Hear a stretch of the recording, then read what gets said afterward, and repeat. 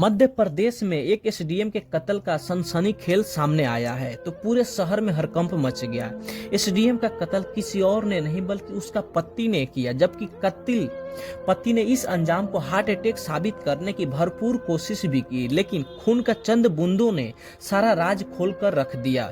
इस कत्ल को जो वजह सामने आई उसने सभी को हैरान कर दिया। हेलो दोस्तों, मैं गोविंद अपने यूट्यूब चैनल में आप लोगों को स्वागत करता हूं। आज एक नई सच्ची घटना की कहानी लेकर आप लोगों के बीच आया हूं। तो चलो शुरू करते हैं आज की नई घटना की कहानी। निशा नापित जो मध्य प्रदेश के डिंडौरी जिले की शाहपुर की एसडीएम थी।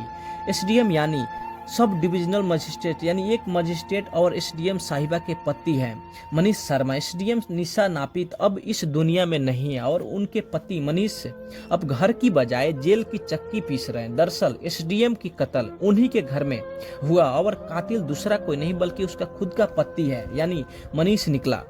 शाहपुरा कस्बे में 28 जनवरी को शाम करीब 4 बजे उस वक्त हड़कंप मच गया जब एसडीएम साहिबा के पति मनीष खुद ही उन्हें लेकर अस्पताल पहुंचे। अस्पताल लाते ही डॉक्टरों से बताया कि अचानक इतना ज्यादा तबीयत बिगड़ गया कि मैं संभाल नहीं पा रहा हूं, जबकि बीबी का एक या 2-3 से कुछ तबीयत ज्यादा खराब चल रहा था और मेरी बीबी व्रत भी थी, इसीलिए वह खाना पीना छोड़ी थी। और जब व्रत खत्म हुआ तो उसने पानी पिया और कुछ खाया और तुरंत बेहोश हो गई। जब तक मैं कुछ समझ पाता, लेकिन मुझे कुछ समझ में नहीं आ रहा था। और मनीष यानी एसडीएम साहिबा का पति पूरा का पूरा प्रपंच रचकर आया और याद करके आया था कि मुझे डॉक्टर के पास क्या बोलना है और क्या नहीं बोलना है। और मनीष भी रोने धोने का कुछ ज्यादा एक्टिंग कर रहा था।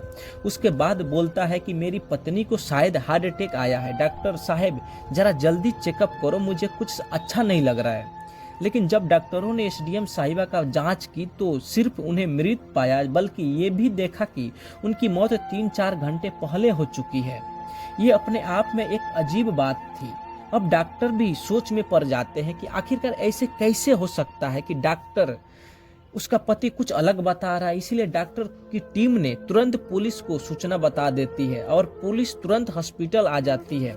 एसडीएम साहिबा की लाश को पोस्टमार्टम के लिए भिजवाया और उनके घर वालों को फोन कर ये घटना की जानकारी दिया, जबकि एसडीएम साहिबा का पति अपने ससुराल अभी तक कॉल करके कुछ जानकारी ही नहीं दिया था कि उसका बीबी का तबीयत खराब है या नहीं। ये बात सुनकर एसडीएम साहिबा के घर वालों को पहले तो होशो हवास उड़ जाते हैं और तुरंत अस्पताल आकर पुलिस से एसडीएम साहिबा और यानी उसका पति मनीष के रिश्ते के बारे में बताते हैं कि इन दोनों का रिश्ता बहुत ज्यादा बिगड़ चुका था और हमेशा लड़ाइयाँ चलती रहती थी, क्योंकि सब बात एसडीएम साहिबा अपने घर पे बताती थी जो भी मनीष उसके साथ करता था। अब पुलिस को उसके पति पर शक हुआ और अब पुलिस सीधे एसडीएम साहिबा के घर पहुंचती है। तो कुछ सुराग ऐसा पुलिस को मिला कि पुलिस चौकन्ने रह गई। घर में ऐसे कई कपड़े थे जिन्हें अभी अभी धोकर सुखाया गया था। जांच में पता चला कि पति मनीष ने एसडीएम की नाक और मुंह से निकले खून के धब्बे को साफ किया था और उनके कपड़ों को धोया था। यहाँ तक कि उनके घर में वॉशिंग मशीन में उनका एक तकिया भी मिला जिस पर लगे खून के धब्बे को धोकर साफ करने की कोशिश की गई थी। नजारा देखकर पुलिस जो सोच रही थी वही निकला। ऐसे में पुलिस ने एसडीएम के पति यानी मनीष को अपने हिरासत में ले लेती है और उसके बाद पूछताछ शुरू कर देती है।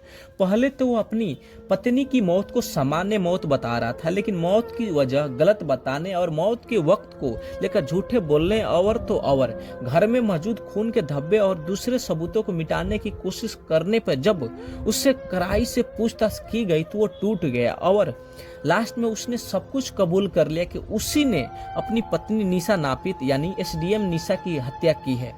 वह तब किया जब निशा गहरे नींद में सो रही थी, तब उसके पास जाकर तकिया से सांस रोककर अपनी पत्नी को कत्ल किया। लेकिन अब सवाल यह है कि पति ने अपनी पत्नी यानी एसडीएम साहिबा का कत्ल क्यों किया, क्या कारण हो सकता है।